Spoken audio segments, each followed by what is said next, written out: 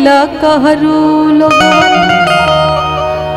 लाली दरबजवा प चंदन के बहार बा लाली दरबजवा प चंदन के बहार बा एहो तिलकहरू लोगवन एहो तिलकहरू लोगवन तोहरे इंतजार बा एहो तिलकहरू लोगवन तोहरे इंतजार बा एहो तिलकहरू लोगवन।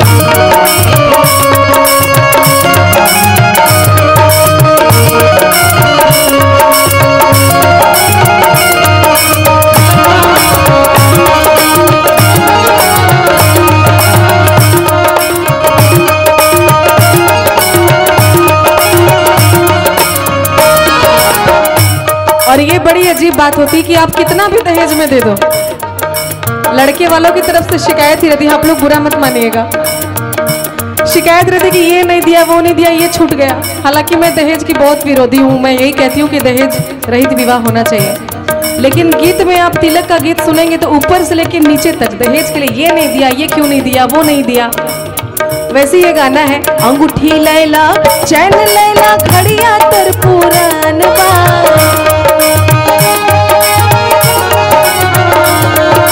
अंगूठी लैला चैन लैला घड़िया तर पुरान बा ई त बेकार कइला ई त बेकार कइला चोरी करके लैले बा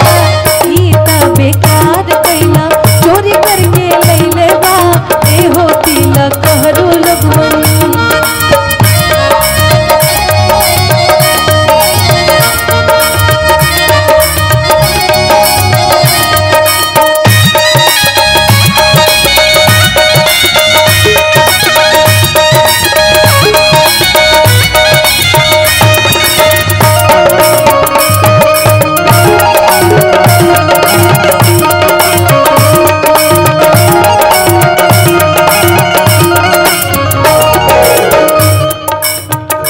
और इसी में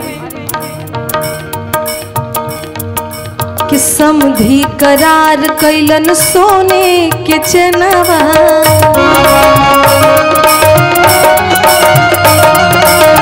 समधी करार कैलन सोने के चनवा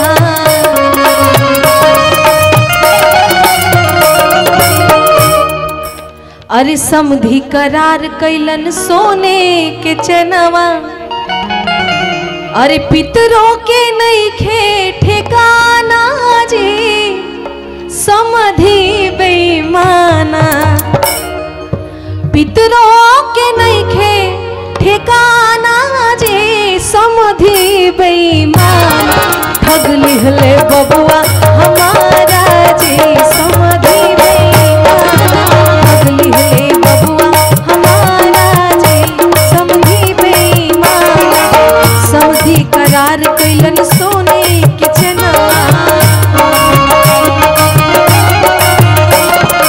समधी करार कैलन सोने के चनवा पितरों के नहीं खे ठिकाना जी समधी बेईमाना पितरों के नहीं खे ठिकाना जी समधी बेईमाना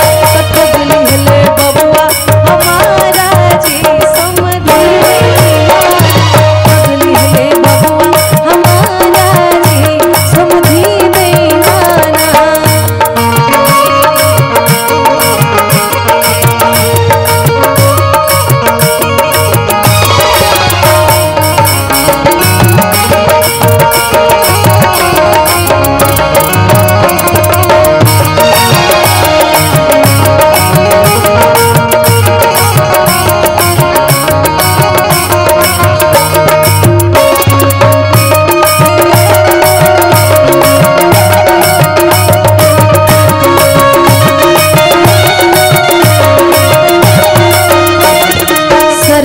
करार कैले पीतर के सेटवा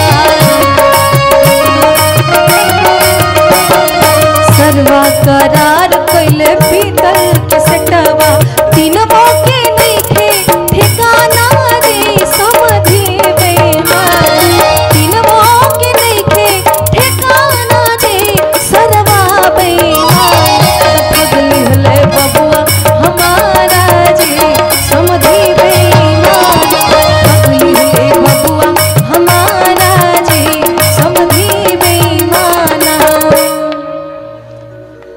इतना ही नहीं, लेने के लिए तो बहुत सारी चीजें हैं, कूलर, फ्रिज, टीवी, उस पे भी आजकल तो औरतें बना बना के भी गीत गाती हैं। एक बड़ा प्यारा गीत है कि नाही दिहले कूलर नाही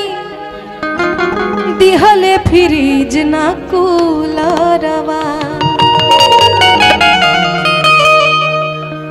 अरे नाही दिहले गोदरेज नाही, अरे दिहले फ्रिज ना कूलरवा,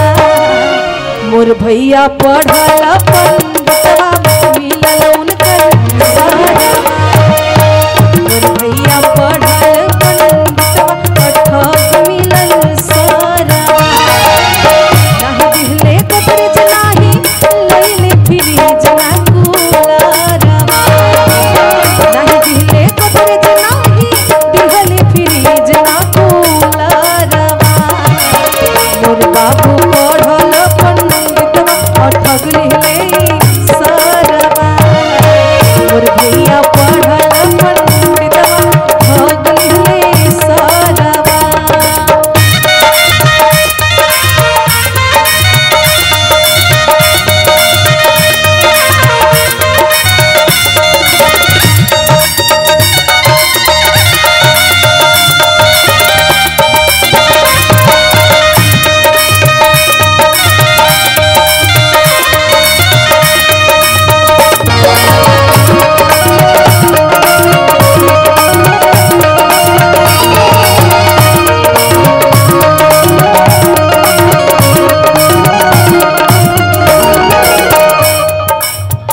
और क्या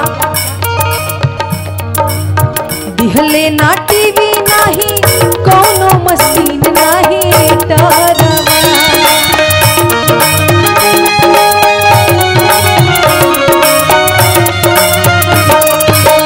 दिहले ना टीवी नाही कोनो मशीन नाही टरवा। आज का जमाना क्या हो गया है कि जिनके पास पैसे हैं वो लोग तो दहेज दे देते हैं बहुत सारा, और ऐसी ऐसी चीजें देते हैं, छोटे छोटे बॉटल भी दे देंगे इलेक्ट्रिक गिफ्ट में, लेकिन इसके चक्कर में बेचारे जिनके पास पैसे नहीं है वो पिस जाते हैं कि नाही दिहले टीवी नाही कोनो मशीन नाही टरवा,